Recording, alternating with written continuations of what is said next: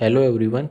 Today in this video we are going to discuss the landmark case of Keshwan Madhva Menon versus State of Bombay. Facts of the case are as follows. The appellant is the Secretary of People's Publishing House Limited, a registered company under Indian Companies Act. In September 1949, a pamphlet was published under the name Railway Mazduron के खिलाफ नई साजिश in Bombay. It was contended that the appellant has committed an offence under the Indian Press Emergency Power Act 1931.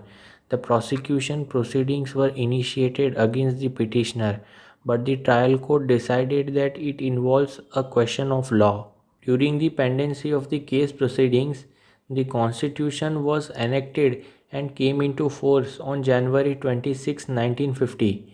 On 3rd March 1950, the petitioner filed a written statement submitted that the definition of news sheet as given in Section 2, Subclause 6 of the Indian Press Emergency Powers Act 1931 ultra vires. It is void in view of Article 19, Clause 1, Subclause A and Article 13, and hearing of the case should be stayed till the High Court of Bombay decides that question of law.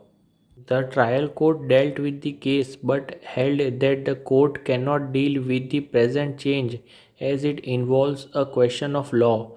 The petition was filed by the appellant before the Honorable High Court of Bombay under Article 228 of the Constitution. Following were the issues raised by the court: whether Section 15 Clause 1 and Section 18 Clause 1 read with definition contained in Section 2 Clause 6 and Section 2 Clause 10 of Indian Press Emergency Power Act 1931 were inconsistent with Article 19 Clause 1 Subclause A read with Article 19 Clause 2. Following is the judgment given by the Supreme Court.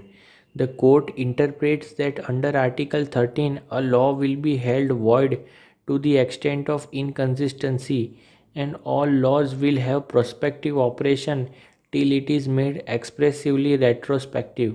The court held that the language of Article 13 did not allow retrospective operation and will not render the law void ab initio. The fundamental rights came into force from the date of commencement of the Constitution only, and inconsistency of existing laws must arise only from the date of creation of fundamental rights and not before.